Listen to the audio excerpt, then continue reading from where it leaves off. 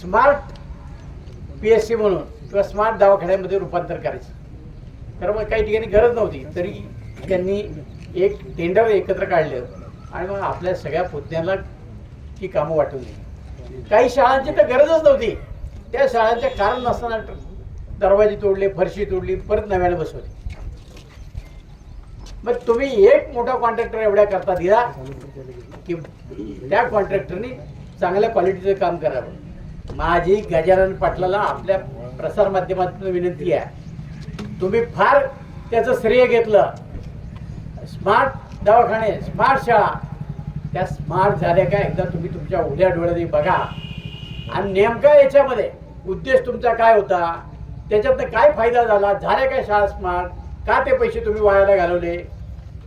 आणि अनुभव नसणारी माणसं प्रशासनात आली की त्या कसा बट्ट्या बोलतो त्याचं उत्तम उदाहरण स्मार्ट शाळा आणि स्मार्ट दवाखान्यामध्ये पाहायला मिळेल तुम्हाला. माझी सगळ्या पत्रकार मंडळीने विनंती राहणार आहे की आपापल्या भागात जाऊन बघा हे खरंच झालंय का. हे झालं नाही.